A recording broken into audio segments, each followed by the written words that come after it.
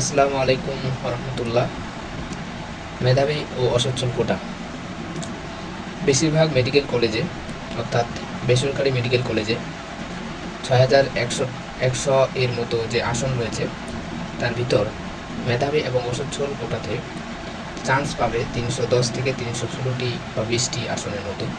তো যাই হোক, অনেকের অলরেডি ভাইবা হয়ে গেছে এবং ফলাফলও পেয়েছে। আমরা রাব্বি বায়োলজি কেয়ার এবং রাব্বি বায়োলজি কেয়ার যে ইউটিউব চ্যানেল, ফেসবুক চ্যানেল এবং আমার আসাইফ স্বর্ণ ইউটিউব চ্যানেল থেকে অনেকে আমাকে নক করেছিল। ইনশাল্লাহ অনেকে চান্স হয়েছে আল্লাহর রহমতে। তো যাই হোক, প্রায় ৪০ থেকে ৫০ জনের খবর আমরা পেয়েছি যে তারা চান্স পেয়েছে এবং সম্পূর্ণ দুর্নীতিমুক্ত, কোনো রকমের দুর্নীতি নেই। তো অনেকের একটা প্রশ্ন ছিল, যে কমন প্রশ্ন, সেই প্রশ্নটা হচ্ছে যে আমার মেরিট কোটাতে কেন আসলো না, অর্থাৎ আমার পজিশন এত বা পজিশন খুব ভালো, তো মেরিট কোটাতে আমার কেউ কল করলো না বা SMS করলো না। এটার কারণ হচ্ছে আমরা এবার অ্যাপ্লিকেন্ট কমিটিতে দেখতে পেয়েছি যে ওখানে 4টা কোশ্চেন ডিটেলস রয়েছিল, যেটাতে যদি সবাই নো দেয়, মানে হচ্ছে সবগুলো যদি নো দেয়, তাহলে সে আর কি দরিদ্র বলে গণ্য হবে না, অর্থাৎ অসচ্ছলতার কোনো তার হদিশ নাই। তো আমি বলেছিলাম যে সরকারি খরচে পড়তে পারবে এমন মা বাবা অ্যাপ্লাই করতে পারে।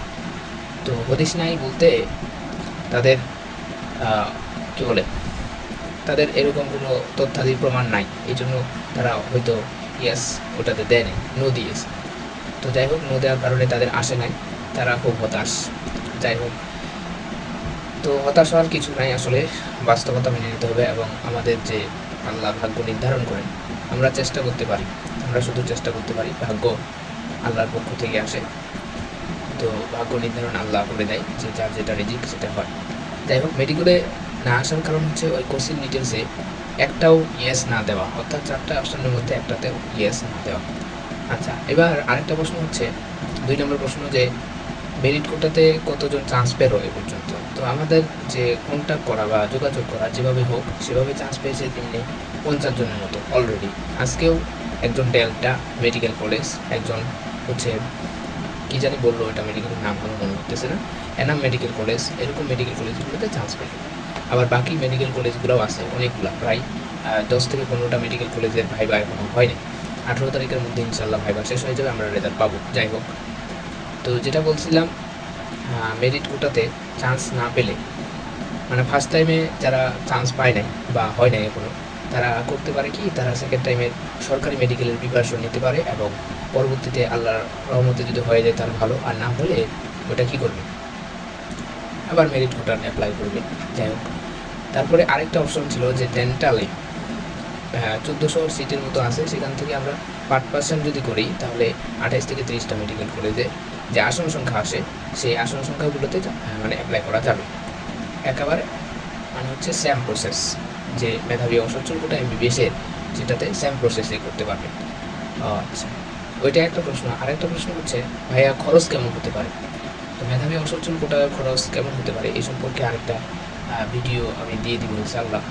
তো এই ভিডিওতে কথা ছিল যে যাদের চান্স হয়নি কেন চান্স হয়নি, আর যাদের চান্স হয়নি তারা কী করতে পারে, ডেন্টালে অ্যাপ্লাই করতে পারে এবং জিএসটি, তারপরে এগ্রিকালচার ইউনিভার্সিটি, এগুলোতে ট্রাই করতে পারে একেবারে জোরালোভাবে। যারা ফার্স্ট টাইমার তারা করবে কি, তারা একটা কাজ করবে, যে একটা সিট নিয়ে রাখা, তারপরে সেকেন্ড টাইমের প্রিপারেশন নেয়। আর সেকেন্ড টাইমে যাদের চলে গেছে তাদের তো আর কোনো কিছু করার নাই, আসলে ভাগ্যকে মেনে নিতে হবে। অনেকে বলতেছে যে এটা আসলে অসচ্ছল কোটা, মেরিট কোটা না। আসলে আমি এই পর্যন্ত যতগুলো রেজাল্ট পাচ্ছি তারা 5 থেকে 10 হাজারের মধ্যে, মানে 5 থেকে 8, 8.5 হাজারের মধ্যে হচ্ছে। আর এর উপরে 2-1টা যাচ্ছে, মানে 10,000, 11,000 বা 13,000, 2-1টা, এদের সংখ্যা নগণ্য, মানে নাই বললেই চলে। আর যাদের 5 থেকে 8-9 হাজারের মধ্যে, তারা কিন্তু ইজিলি চান্স পাচ্ছে, আবার অনেকে চান্স পাচ্ছে না।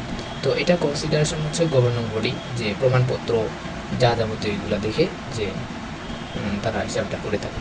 যাই হোক, ভিডিও লম্বা হচ্ছে, তো আমি আমার পরিচয়টা দিয়ে নিচ্ছি। আমার নাম মোহাম্মদ আসাইফ স্বর্ণ, অধ্যয়নরত মেধাবী ও অসচ্ছল কোটা, সরকারি খরচে অধ্যয়নরত।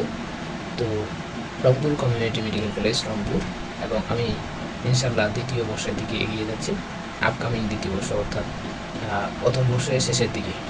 তো সকলে আমার জন্য দোয়া করবেন। আসসালামু আলাইকুম ওয়া রাহমাতুল্লাহি ওয়া বারাকাতুহু।